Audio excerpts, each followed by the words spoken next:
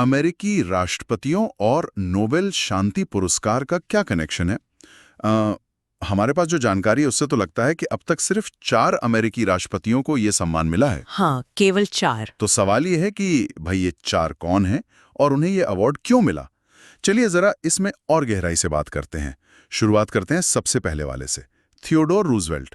उन्हें 1906 में पुरस्कार मिला था। किस लिए? हाँ, 1906 में उन्हें ये सम्मान मिला था। 1905 में जो रूस और जापान के बीच युद्ध चल रहा था ना, हाँ, उसको खत्म कराने में मदद करने के लिए उन्होंने वो पोर्ट्समाउथ की संधि थी, एक शांति समझौता, उसमें मध्यस्थता की थी। अच्छा।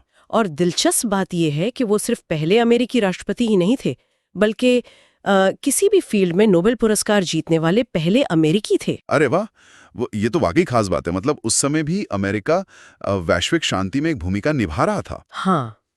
अच्छा, रूजवेल्ट के बाद फिर अगला नाम किसका आता है? इसके बाद आते हैं वुड्रो विल्सन।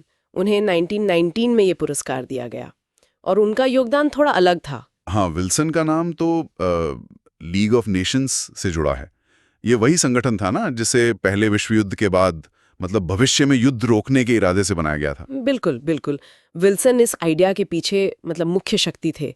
हालांकि थोड़ी विडंबना देखिए, अमेरिका खुद का भी लीग ऑफ नेशंस का सदस्य नहीं बना। हाँ, ये तो है। लेकिन उनके इस विचार ने, आप कह सकती हैं कि बाद में जो संयुक्त राष्ट्र बना या वैश्विक सहयोग के जो प्रयास हुए, उनकी नींव कहीं ना कहीं रखी। तो उनका विचार ज्यादा असरदार साबित हुआ। ये बात तो सही है। विचारों का असर दिखने में कभी कभी वक्त लग जाता है। अच्छा, तो अगले राष्ट्रपति कौन थे जिन्हें ये सम्मान मिला? फिर देखिए, काफी सालों का गैप है। 2002 में जिमी कार्टर को ये पुरस्कार मिला और ये उनके राष्ट्रपति पद छोड़ने के काफी समय बाद आया। हाँ, जिमी कार्टर तो अपने कार्टर सेंटर के काम के लिए बहुत जाने जाते हैं। तो मतलब उन्हें राष्ट्रपति रहते हुए जो काम किए उनके लिए नहीं मिला? नहीं, बल्कि बाद के सालों में जो उन्होंने शांति, लोकतंत्र और मानवाधिकारों के लिए दशकों तक काम किया, उसके लिए सम्मानित किया गया। बिल्कुल सही कहा आपने। कार्टर सेंटर के जरिए उन्होंने दुनिया भर में संघर्ष सुलझाने, चुनाव की निगरानी करने और यहाँ तक कि बीमारियों से लड़ने जैसे बहुत सारे काम किए हैं और कर भी रहे हैं।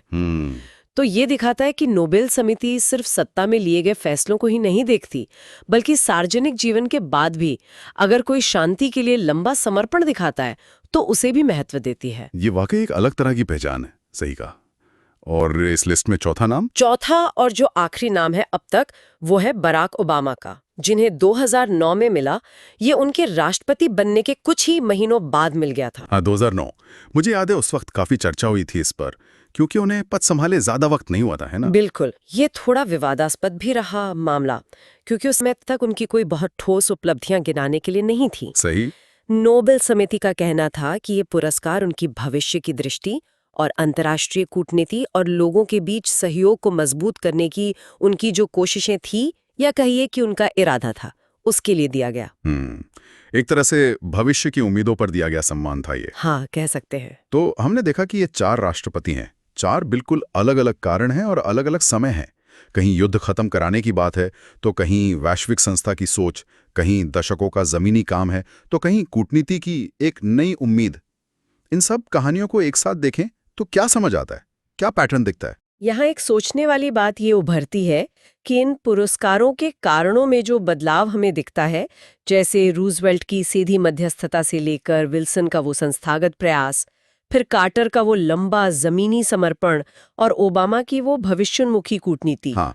तो क्या ये जो बदलाव है, ये पिछले 100-125 सालों में दुनिया की बदलती प्राथमिकताओं या शायद शांति की हमारी अपनी समझ कैसे विकसित हुई है, उसे नहीं दर्शाता? मतलब शांति का मतलब क्या है, ये भी तो बदला है शायद। ये दिलचस्प नुक्ता है। सोचने वाली बात है कि शांति की परिभाषा कैसे बदली है और नोबेल पुरस्कार उसे कैसे रिफ्लेक्ट करता है।